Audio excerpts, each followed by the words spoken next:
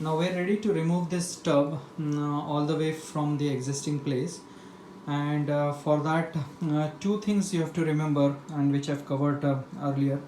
One is this drain hole. You have to remove that one. So I think it has been already disengaged and it is not connected to tub anymore. Then the actual drain, we have to remove this one and disengage this tub from the pipe or the fittings underneath the tub. So for that we have to use the special tool to remove this one, and once it is removed, then this tub can be easily this tub is not going to be attached to any external things. Now in this particular case, I don't see anywhere on the perimeter, nowhere the nails are there. So it means that this tub is just sitting on the floor.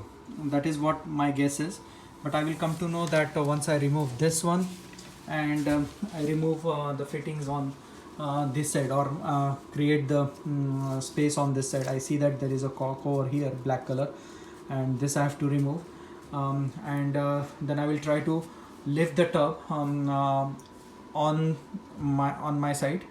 We will see that, or maybe I should call it as a rolling over the tub from this side to like this, and then remove it from the existing place. But before that, first I have to get the tool and remove that drain fitting attached to the pipe fitting underneath the tub. So this is the tool what you need. It is called tub drain wrench, and this has to be used to remove this particular drain. So it is pretty simple, and I'm going to use this to remove this drain before removing the bathtub.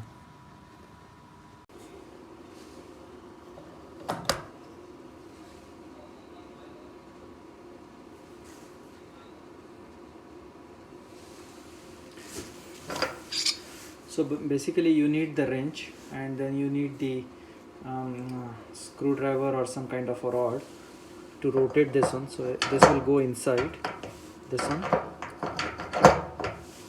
and then you have to pass the screwdriver inside this one, and then just give the torque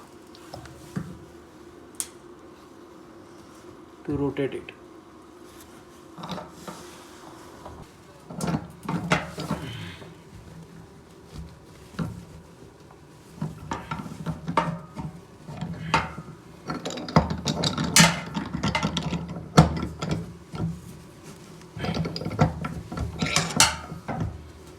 Once it is loosened out, you have to just rotate it.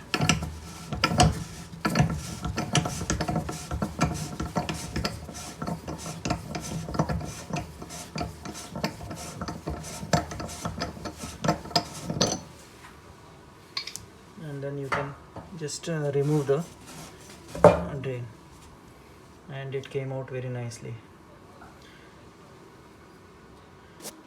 So after the drain is removed, make sure that you put something, rag or some kind of stuff in the drain pipe, so that any debris which is going to come out during the removal of the tub, it won't go inside the drainage pipe.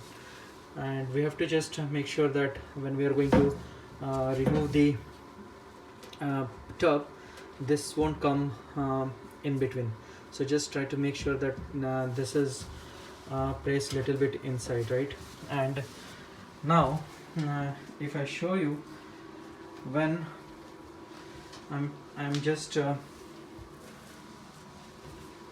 moving this tub little bit here and there, it is literally I am able to lift it. So it shows that it is not look at this one. So I am able to remove very easily. So it means it is not tied to any of the stud or anything using the nails or screws, but just placed on the plain surface. Now I'll try to roll over this entire tub on this side, so that it comes out from the area where it is currently located. And as you see, it is coming very nicely. I'm lucky that there is not much resistance on the periphery of the tub, and it was just placed or sitting on the floor. So as you see, as I'm lifting it, it started coming out. I have to just make sure that wherever it is stuck, most probably underneath here there are some screws are there. I'm not sure whether you are able to see those screws, but otherwise, and it is stuck on this corner, so maybe I have to remove that bitting at the corner and lift this from the place where it is currently located. And here I am able to roll over the entire tub on the side, and it came out from the area.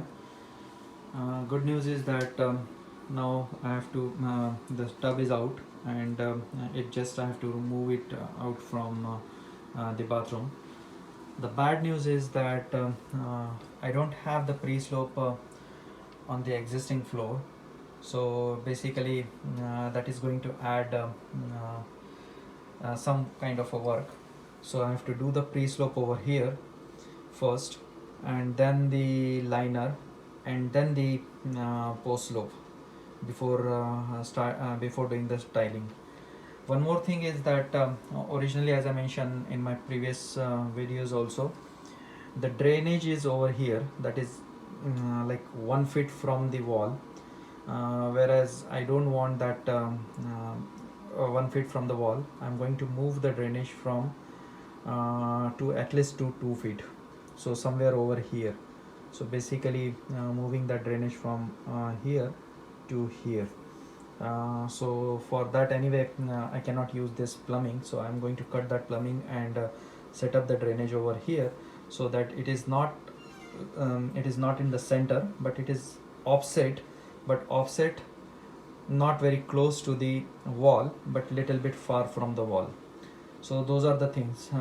So I'll first move this tub out from the bathroom, clean this area, and then I'll start preparing for the setup.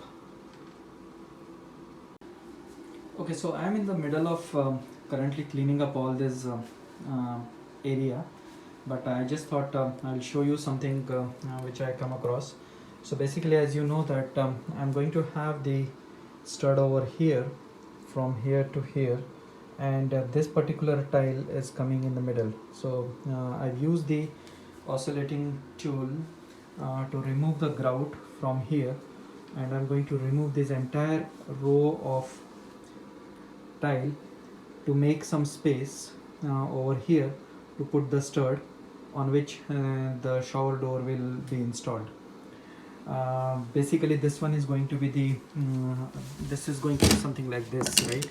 And I cannot install this particular stud on this tile, so I'm just using the crowbar. So as you see over here, I removed the grout using the oscillating tool from this area all the way to the subfloor. Here it is not, but here it has been removed.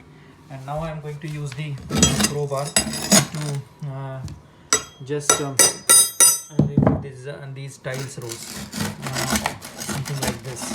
So basically this entire row will be opened up once these tiles are removed. So I will show you those things, and then where the drainage is going to come and all those parts. So this is what I was referring, basically removing the entire set of tile over here, so that the stud can be laid down over here for the barrier. And as you see over here, there are some places where the water must have sit over the period of time, because of which this particular area has been kind of rotate, but anyway we are going to cover this entire thing with the pre-slope. At that time I will cover this area with the new plywood. So just want to show you the work in progress where I am going to lay down the stud or the boundary of the this entire shower base.